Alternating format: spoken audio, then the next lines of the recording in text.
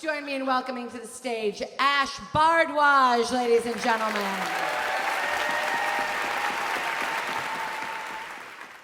The whole family was there in the living room of my uncle's house in Manchester.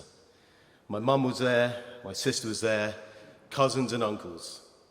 And it was only when they brought my father's casket in that people started to cry. It was only when they opened it that people started to wail. I was 21 years old, and all I could think about was trying to do the funeral ritual correctly.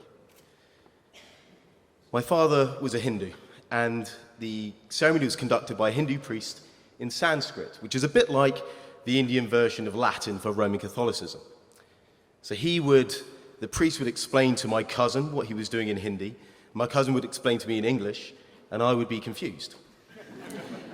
There was some throwing of flower petals, I had to light a candle, had to pour some Ganges water and walk around the coffin a few times and touch it at the end of my father's feet.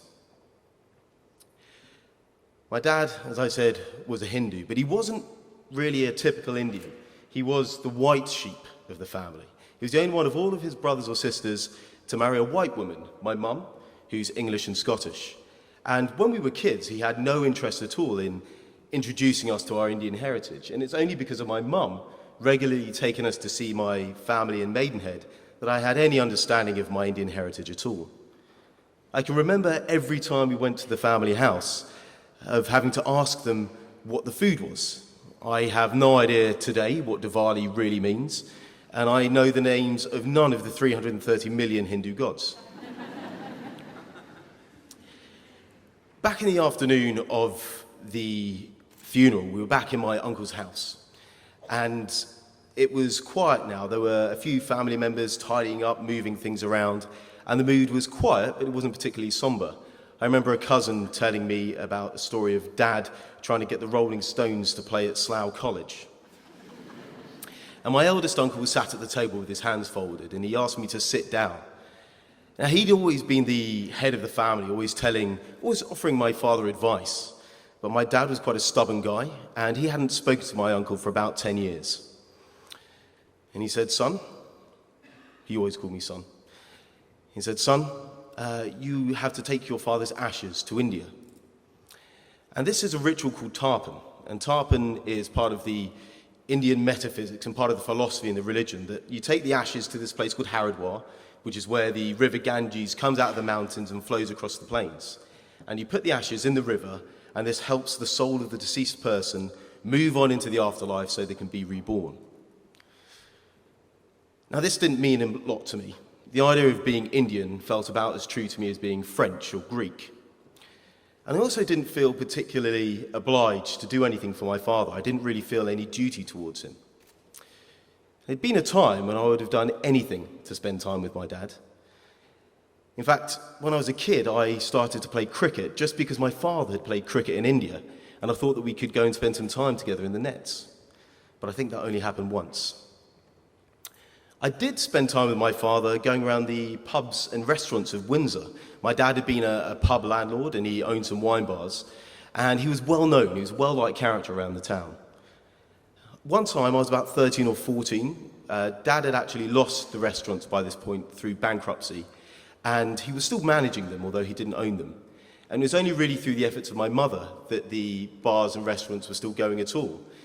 And she was also working a second job as a cleaner to try and get enough money for us to get the things we needed for school. My dad was playing pool, and by this time I was starting to get a bit of an understanding of what an alcoholic was.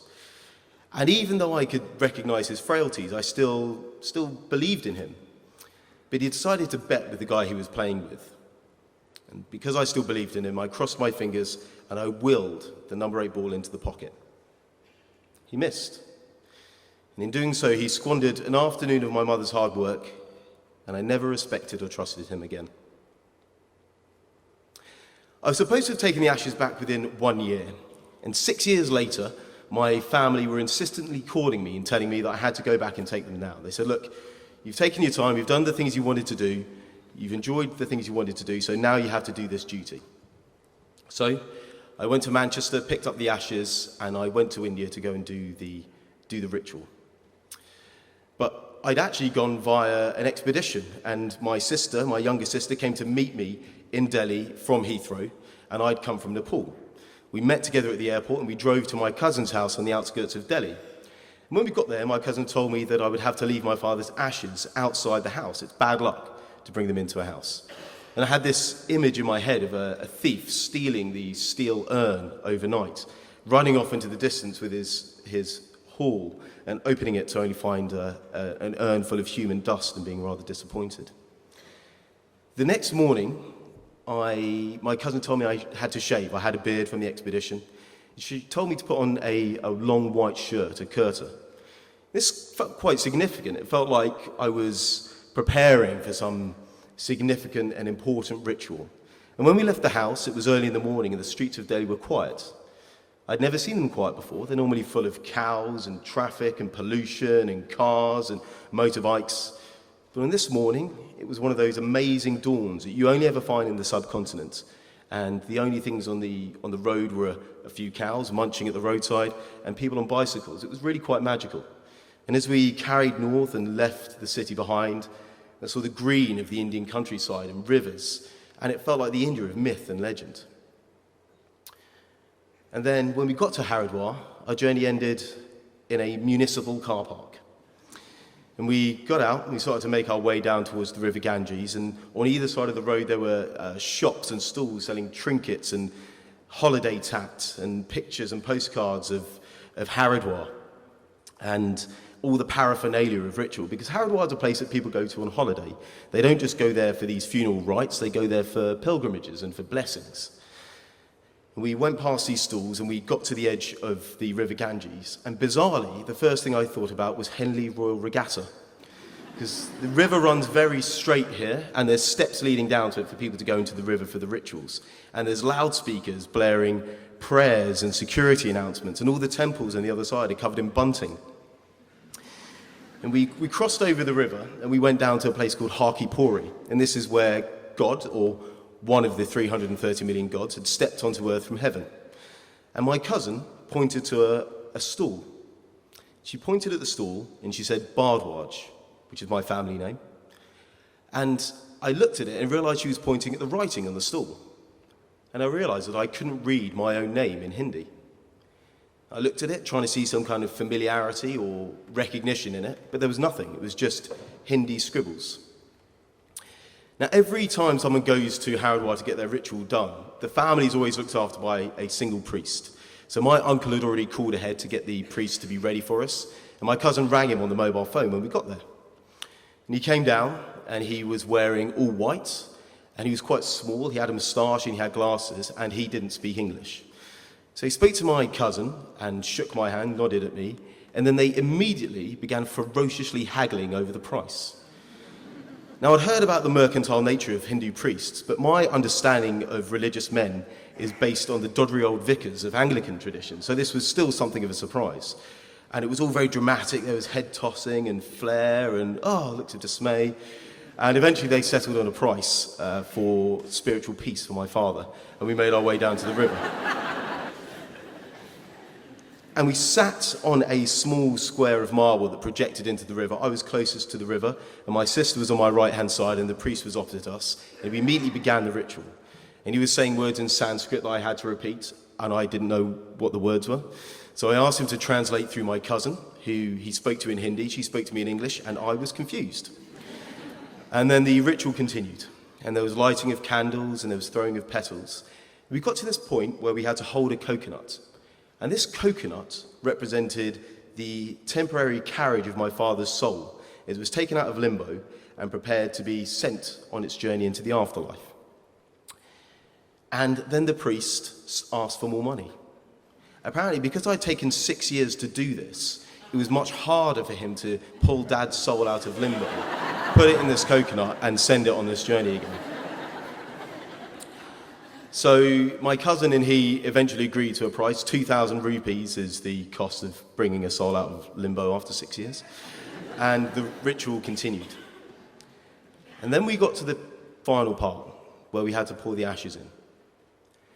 This is the moment that I'd been that had been hanging over me for 6 years. This was the mission that my uncle had set for me 6 years beforehand. This was the culmination of all of that. And I was expecting a sense of closure, a sense of satisfaction, a sense of even though my father hadn't been a great dad to me, I'd done something for him.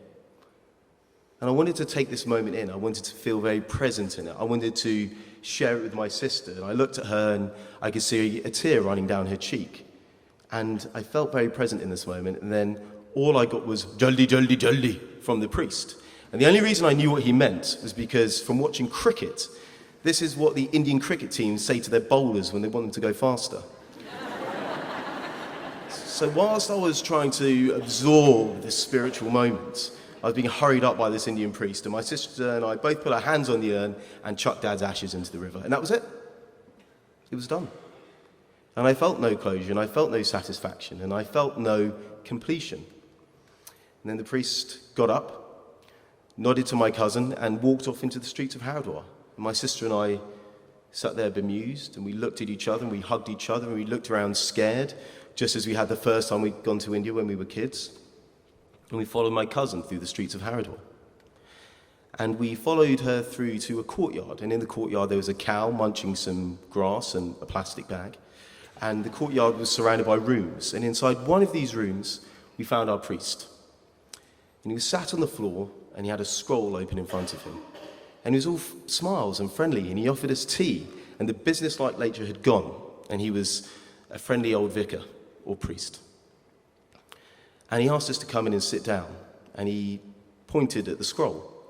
And it was long, and it was thin, and it was bound along the top, and on it there was Hindi writing. And on the walls all around us there were shelves with hundreds more of these scrolls, bound in really incongruous cloth like Burberry tartan prints. And they looked like snails curled up on the wall, hundreds of them. And he started to talk to him about the one on the ground, translated through my cousin, of course. Every time somebody goes to Hardwar to take their loved one's ashes back, they go and do this ceremony afterwards. And we wrote down all the names of all the people who'd come to do the ceremony, me, my cousin, my sister. And we wrote down the dates, and we wrote down the story of how my father died, and we wrote down a bit about him. And then we wrote down the entire family tree. So we wrote down all of my dad's brothers and sisters and their children. And my sister's name was written down, and our other sister's name and her kids were written down, and all my cousins who've had kids since the last family member had passed away. And my dad's name was written down, and his dad's name. And then the priest showed me the first time my name had appeared in this book. He showed me the first time my dad's name had appeared in this book. He showed me my grandfather's signature when he'd come to bring his father's ashes back, and my great-grandfather's signature. The family tree in this place goes back 13 generations. That's 350 years. In other parts of India, my family tree is recorded back to 2,500 years. And all of a sudden, I felt connected to this long tribe of Indians, all of whom had done exactly the same thing as me. They brought a loved one to Hardwar, poured the ashes in the river, and then, nervous and bemused and scared, they'd come to this room and done this same ritual and written their names down. And I felt connected to them. I felt connected to my heritage. And the priest said to me, he said, "You know, it's a good thing you've come on this day." I asked him why. Apparently it was a solar eclipse, and astrology is very important to Hinduism. And by doing the ritual on the day of a solar eclipse, it'd been extra powerful and been very good for Dad in his afterlife. So the irony was that by delaying it by 6 years, I'd actually done a good job for my dad. And as I sat there taking all this in, I just imagined this connection to my family, this lineage of people that I'd come from. And so even though my dad hadn't been a good father in life, in death, he finally helped me feel a little bit Indian.